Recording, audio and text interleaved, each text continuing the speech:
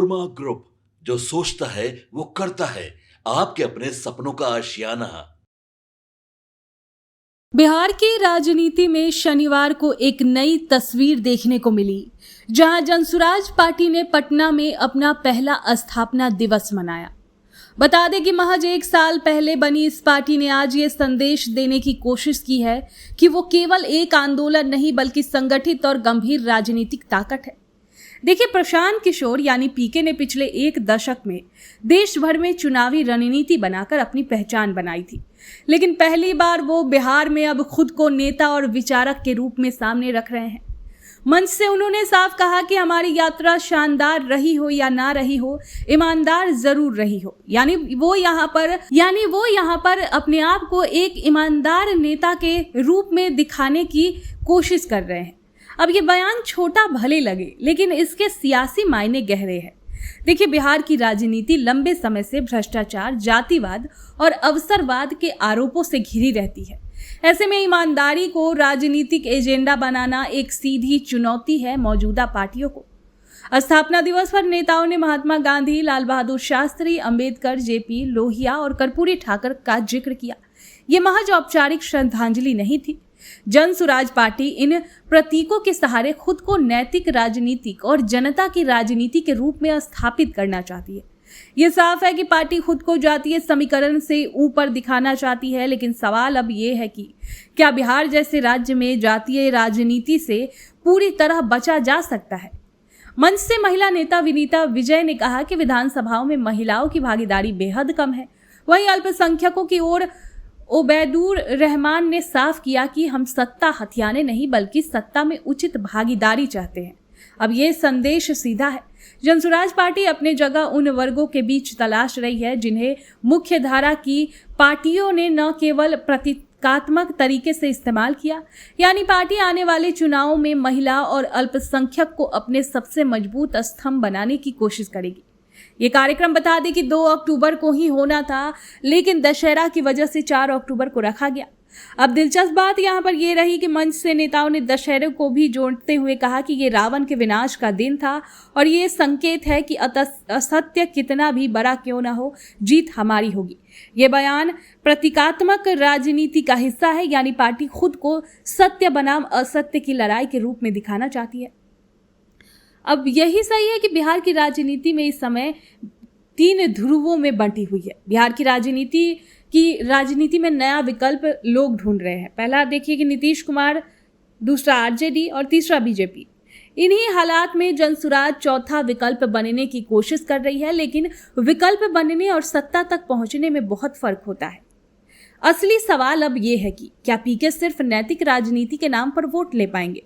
बिहार की राजनीति बहुत हद तक जातीय समीकरण और गठबंधनों पर टिकी रही है, तो क्या महिलाएं और अल्पसंख्यक पार्टी को नया आधार देंगे? अगर हाँ, तो ये अन्य पार्टियों के लिए चुनौती बन सकता है। वहीं अगला सवाल है कि क्या बिहार की जनता पीके को रणनीतिकार से नेता के रूप में स्वीकार करेगी? ये सबसे बड़ा सवाल है। क्या विधानसभा चुनाव 2025 ही जनसुराज की असली परीक्षा होंगे? आज का स्थापना दिवस केवल ट्रेलर था। तो कुल मिलाकर जनसुराज पार्टी का ये पहला स्थापना दिवस एक औपचारिक आयोजन भर नहीं था। ये पार्टी की राजनीतिक पहचान बनाने की कोशिश थी। मंच से उठी आवाजों में साफ दिखा कि पीके और उनकी टीम बिहार की राजनीति को भ्रष्टाचार और जातिवाद से ईमानदारी और भविष्य की राजनीति की ओर ले जाने का दावा कर रही है। लेकिन राजनीति में केवल ईमानदारी का नारा काफी नहीं होता। जनता को भरोसा दिलाने के लिए संगठन, उम्मीदवार और चुनावी जमीन पर दमदार उपस्थिति भी जरूरी होती है। तो अगर जनसुराज आने वाले विधानसभा चुनाव में ये कर पाती है तो वाकई बिहार की राजनीति में बड़ा बदलाव संभव है, और अगर नहीं कर पाती तो ये महज एक और प्रयोग बनकर रह जाएगी, जैसा बिहार पहले भी कई बार देख चुका है। हम लोग की यात्रा शानदार रही कि नहीं, ये तो इतिहासकार इसका आकलन करेंगे, लोग बताएंगे। हम इतना ही आपसे कह सकते हैं कि हम लोग की यात्रा शानदार रही या न रही, पिछले 1 साल यात्रा ईमानदार जरूर रही है। हम लोगों ने जो संकल्प लेकर इस यात्रा की शुरुआत की है, उसके ईमानदारी पर, उसकी शुद्धता पर अभी तक तो कम से कम किसी ने आंच नहीं आने दी है। उसमें आप सबका सहयोग है। तो मैं 2 बातें ही कहूंगा। एक तो आप सारे लोग जो जन स्वराज के इस विचार से, इस प्रयास से जुड़े हैं, आपकी अपने आशाओं अपेक्षाओं को इस प्रयास के साथ जोड़ा है, इसके लिए मैं आपका व्यक्तिगत तौर पर और जन स्वराज परिवार की ओर से तहे दिल से शुक्रिया अदा कर रहा हूँ, आपका आभारी हूँ। और इतना ही विश्वास दिला सकता हूँ कि परफेक्ट तो कोई नहीं है, लोगों ने तो भगवान में भी कमी निकाली है, हम लोग तो बिल्कुल साधारण मानव हैं, बहुत गलती हो सकती है, लेकिन प्रयास ये जरूर रहेगा कि मेरे आचार विचार प्रयास से आपको कभी जीवन में शर्मिंदगी ना उठानी पड़ेगी, आपको कभी सर नहीं झुकाना पड़ेगा।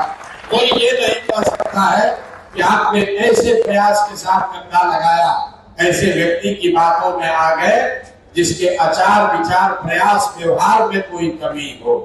तो उस ईमानदारी और शुद्धता का वादा आपसे कर रहे हैं।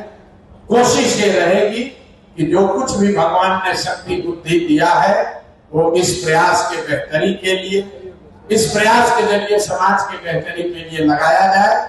आप सब इसमें सहभागी हैं, इस सब सहयात्री हैं, आप मार्गदर्शक भी हैं, आप आलोचक भी हैं, आप हमारे सहयोगी भी हैं। इस सब के लिए आपका धन्यवाद कर रहे हैं।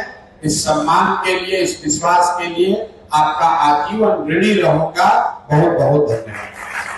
जिनके नेतृत्व में हमारा ये 1 वर्ष पूरा हुआ, मंच में बैठे मेरे बाएं ओर एक साधारण नहीं असाधारण मानव प्रशांत किशोर जी, जिनकी एक सोच ने एक इतनी बड़ी व्यवस्था खड़ी कर दी पिछले 3 वर्षों में कि आज बिहार के लोग ही नहीं, हिंदुस्तान के लोग ही नहीं, विश्व के लोग इस बिहार पर नजर टिकाए बैठे हैं कि कोई ऐसा भी प्रयास हो सकता है क्या। मंच पर बैठे मेरे साथ मेरे पार्टी के सभी वरिष्ठ सहयोगी जिनके देख रेख में ये पार्टी आज यहाँ तक पहुंची। बहुत कुछ कहने की आवश्यकता नहीं है। पूर्व वक्ताओं ने और खास करके लखनदेव जी ने, और मैं कहूंगा कि विनीता विजय जी ने जो महिलाओं के प्रति जिन बातों को उल्लेख किया है वो सराहनीय है। सब लोगों का मैं धन्यवाद देना चाहता हूं और मैं आप लोगों को खास रूप से साधुवाद धन्यवाद देना चाहता हूं कि बिना आप लोगों के इस अथक मेहनत, अथक प्रयास और पूर्ण विश्वास के बिना ये हमारा ये जो इतना लंबा हम लोग चल के आए हैं ये संभव नहीं होता। और सब लोगों को मेरे दिल से बहुत बहुत शुभकामनाएं। मैं आशा करता हूं कि आने वाले दशकों में और उससे भी आगे जन स्वराज की इसी तरह स्थापना दिवस इससे भी बड़े पैमाने पर मनाया जाएगा। सामने हमारे एक छोटी सी लड़ाई है, उस लड़ाई को हम लोग जरूर जीतेंगे और मेरा विश्वास है कि आप सभी लोग जिस मेहनत और शिद्दत के साथ यहाँ तक आए हैं, इसी मेहनत और शिद्दत के साथ हम लोग जरूर आने वाले चुनाव में कामयाबी हासिल करेंगे, अपने लिए नहीं पूरे बिहार के लिए और पूरे बिहार से ज्यादा पूरे देश के लिए। जन स्वराज पार्टी की स्थापना के 1 वर्ष पूरा होने पर बहुत बहुत बधाई देता हूं। जन स्वराज पार्टी 2 अक्टूबर को कुछ सोचकर स्थापना दिवस किया गया था। इसे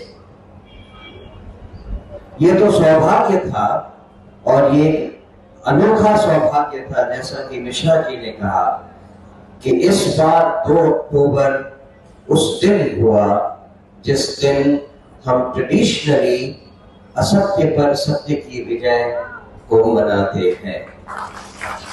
लेकिन उसके साथ साथ जहां जन स्वराज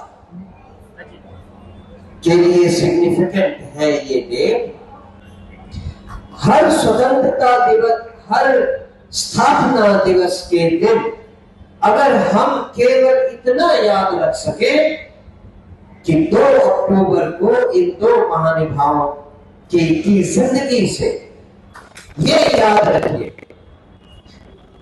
प्रशांत जी बार बार कहते हैं भ्रष्टाचार कहाँ नहीं है, तमिलनाडु में भी है, कर्नाटक में भी है, देश के हर कोने में है, मैं मानता हूं, लेकिन बिहार में अगर हमने जन सुराज के सिद्धांतों पर चलना स्वीकार किया और चले तो भ्रष्टाचार मुक्त समाज का निर्माण करना संभव है।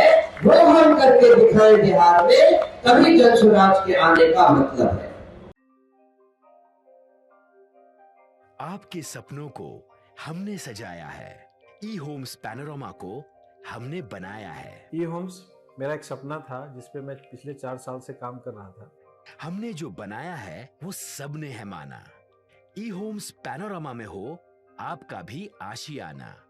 और फाइनली हमने 2021 में इस प्रोजेक्ट को लॉन्च किया। बहुत लोग अप्रिशिएट कर रहे हैं कि पूर्णिया जैसे शहर में, बिहार के, एक तो बिहार की बात करें उसमें भी पूर्णिया जैसे छोटे जगह में इस तरह का लाइफस्टाइल देना, ये सुन के हम लोगों को बहुत अच्छा लगता है।